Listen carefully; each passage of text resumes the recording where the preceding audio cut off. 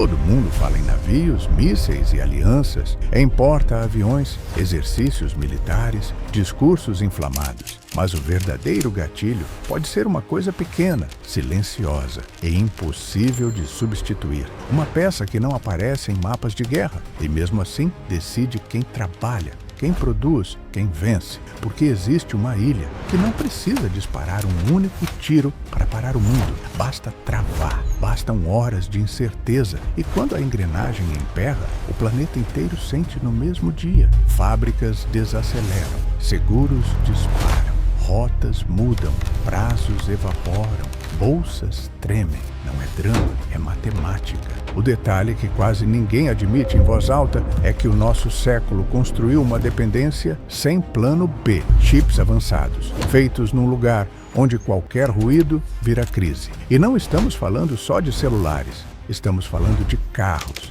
satélites, data centers, redes, sistemas industriais, defesa. Tudo o que é inteligente tem uma origem. E essa origem hoje tem um endereço que o mundo inteiro observa, como se fosse um fio pendurado sobre um abismo. Se essa ilha travar, a contagem não é em semanas, é em 72 horas.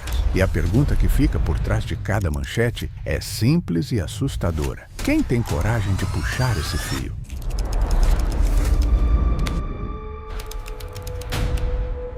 Taiwan não é só um ponto no mapa. É um nó por onde passa comércio, tecnologia e tempo.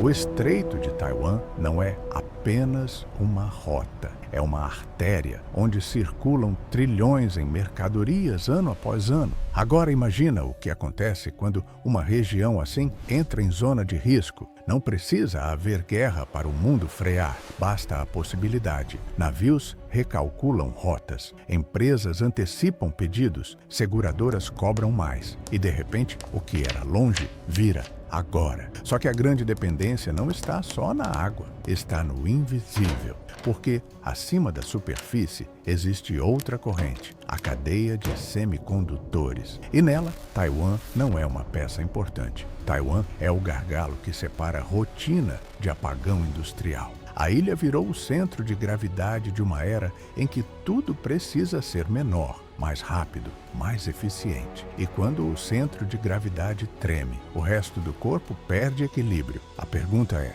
por que o planeta aceitou colocar tanta coisa em um único lugar? E se o poder real de Taiwan não estiver nos navios, mas nos nanômetros? Chips avançados não são componentes, são infraestrutura. Eles definem quem consegue produzir os melhores celulares, treinar as maiores inteligências artificiais, construir radares mais precisos, satélites mais eficientes, carros mais autônomos. E o detalhe brutal é que a produção de ponta ficou concentrada como poucas coisas na história industrial. Quando a gente fala em fábrica de chips, parece simples. Uma linha de montagem, máquinas, funcionários. A realidade é um ritual de precisão. Salas limpas, onde poeira é inimiga, temperaturas que não podem oscilar, vibrações mínimas, água ultra pura, energia estável e equipamentos tão raros e complexos que não se multiplicam por vontade política, se multiplicam por anos.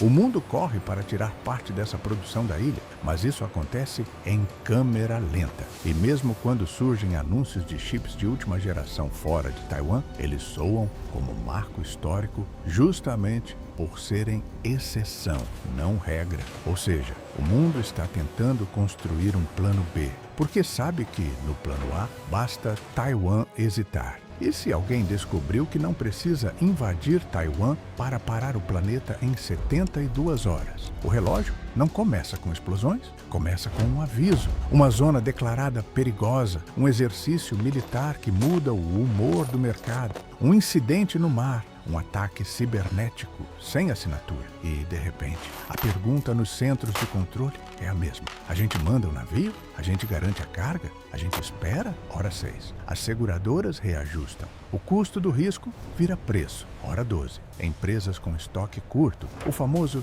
just in time, descobrem que o tempo era a peça mais frágil do sistema. Hora 24. Montadoras começam a reorganizar turnos, não porque falta metal, mas porque falta um chip específico que controla algo banal. Freio, injeção, sensor, bateria. Hora 48. Data centers reavaliam cronogramas. O mundo da nuvem depende de hardware físico e hardware depende de wafer. Hora 72. O efeito psicológico vira efeito real. Efeito dominó. Quem tem estoque, segura. Quem não tem, para. E quando para, não é só uma fábrica, é a cadeia inteira tentando descobrir quem fica com as últimas peças. Porque nesse mercado, o chip não é uma coisa, é milhares de coisas, cada uma com fornecedor, padrão, certificação. Não existe substituição instantânea, existe atraso e disputa.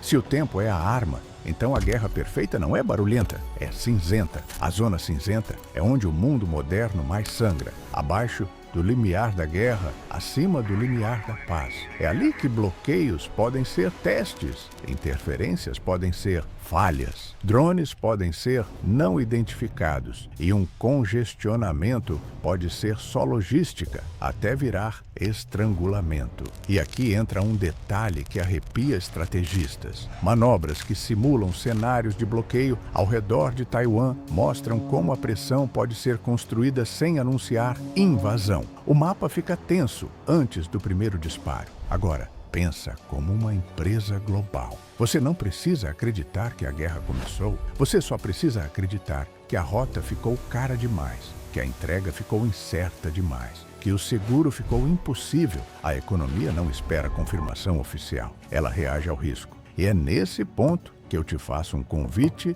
sem quebrar a imersão. Se você quer acompanhar essa história até o fim, se inscreve no canal, deixa o like e comenta uma coisa simples. Você acha que o mundo aguenta uma semana sem chips avançados? Se a zona cinzenta funciona, então a verdadeira batalha é por quem cede primeiro. Quando Taiwan vira risco, todo mundo é puxado para o tabuleiro. Estados Unidos, Japão, Europa, China, cada um com seus limites, suas linhas vermelhas, seus cálculos. E o mais cruel é que as alianças são fortes no discurso, mas lentas na indústria. Um bloqueio não precisa durar meses para causar dano. Ele só precisa durar tempo suficiente para quebrar previsibilidade. E previsibilidade é o oxigênio do comércio. Quando falta oxigênio, as empresas entram em modo sobrevivência, racionam, priorizam, cortam. E isso vira política. Aí vem a contradição. Ao mesmo tempo em que se fala em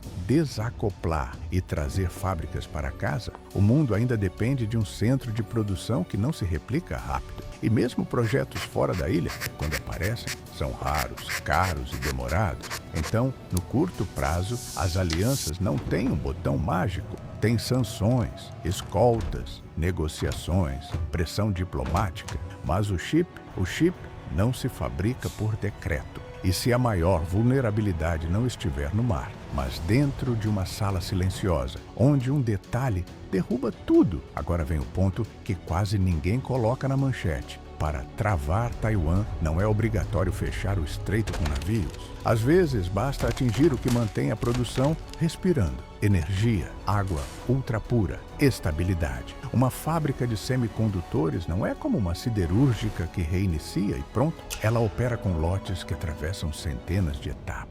Uma oscilação elétrica no momento errado pode arruinar dias ou semanas de produção. Um problema de água ultra pura pode contaminar processos inteiros. Uma vibração fora do padrão pode fazer máquinas perderem calibração. E aqui mora o terror moderno. Isso pode acontecer sem míssil. Pode ser um ataque cibernético a subestações. Pode ser sabotagem em infraestrutura crítica. Pode ser pressão indireta que força desligamentos preventivos, tudo com margem para negação plausível. É por isso que o verdadeiro gatilho pode ser pequeno, silencioso e impossível de substituir. Não é só o chip, é o ambiente que torna aquele chip possível. Se o gatilho é pequeno, a pergunta final é gigante. Quem segura a mão que pode puxá-lo? O mundo já entendeu o risco, por isso tenta diversificar. Por isso anuncia fábricas fora de Taiwan. Por isso acumula estoque em setores críticos. Por isso treina cenários de contingência. Mas existe um limite que nenhuma coletiva de imprensa resolve: o tempo. Porque reduzir dependência é projeto de anos. Parar o mundo pode ser questão de dias. E esse descompasso cria um novo tipo de chantagem geopolítica: a chantagem do prazo. Quem controla o prazo, controla decisões. Taiwan vive o paradoxo de ser indispensável e vulnerável ao mesmo tempo. Indispensável porque sustenta tecnologia de ponta. Vulnerável porque essa importância atrai pressão. E quanto mais o mundo tenta construir alternativas, mais cada movimento vira sinal. Avanço, recuo, provocação, resposta. No fim, a pergunta não é só: vai ter guerra? A pergunta é: quantas horas o planeta aguenta vivendo com medo de que a próxima interrupção seja a última? Se você quer continuar acompanhando esse tabuleiro com narrativa e clareza, se inscreve no canal e comenta aqui embaixo. Qual você acha que é o ponto mais frágil? O estreito, as fábricas ou as alianças?